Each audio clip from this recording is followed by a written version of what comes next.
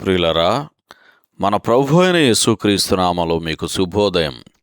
ప్రతిదినం ప్రభుతో అనుదిన ఆత్మీయ ఆహారం. ఫిబ్రవరి 20 శుక్రవారం. నేటి లేఖన పఠనం కీర్తనల గ్రంథం 6వ కీర్తన. నేటి మన ధ్యాన లేఖనం కీర్తనల గ్రంథం 6వ కీర్తన 5-6 వచనాలు. మరణమైన వారికి నిన్ను గూర్చిన జ్ఞాపకము లేదు. పాతాళములో ఎవరు నీకు కృతజ్ఞతాస్తుతులు చెల్లించుదురు? నేను మూలుగుచూ అలసియున్నాను, ప్రతి రాత్రియు కన్నీరు విడుచుచు నా పరుపు తేలజేయుచున్నాను. నా కన్నీళ్ల చేత నా పడక కొట్టుకొని పోవుచున్నది. వ్యాఖ్యానాంశం విశ్వాసి యొక్క అపరాధము. వ్యాఖ్యానాంశం విశ్వాసి యొక్క అపరాధము. వ్యాఖ్యానం: ఒక విశ్వాసి తాను అనుభవించుచున్న శ్రమలకు కొన్నిసార్లు తన సొంత తప్పిదాలే కారణమవుతాయి గనక అట్టి వాటిని సరిచేసి క్రమశిక్షణ చేసే దేవుని ప్రభుత్వపు అధికారపు చర్యలకు గురి అవుతాడు.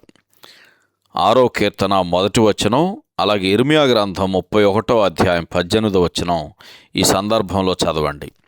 హిత్తీయుడైన ఊరియా విషయంలో దావీదు జరిగించిన భయంకరమైన తప్పిదం తర్వాత మరియు ప్రజలను లెక్కించి దావీదు చేసిన తప్పిదం విషయంలోనూ ఇదే జరిగింది.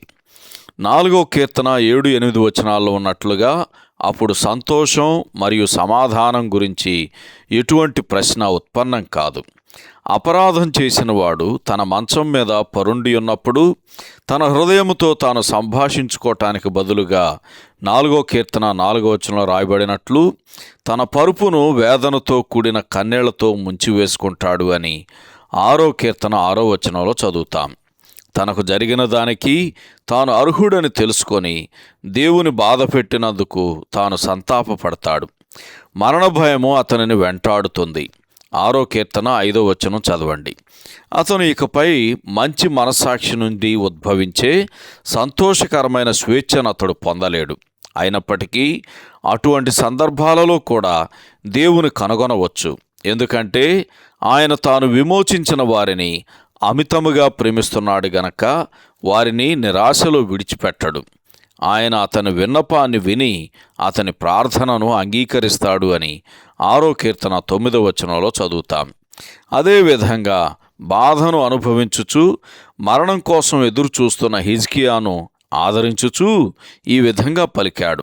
యెషయా గ్రంథం 38వ అధ్యాయం 5-6 వచనాల్లో రాయబడినట్లు, నీవు కన్నీళ్లు విడుచుట చూచితిని, నీ ప్రార్థన నేను అంగీకరించి ఉన్నాను, నిన్ను విడిపించెదను.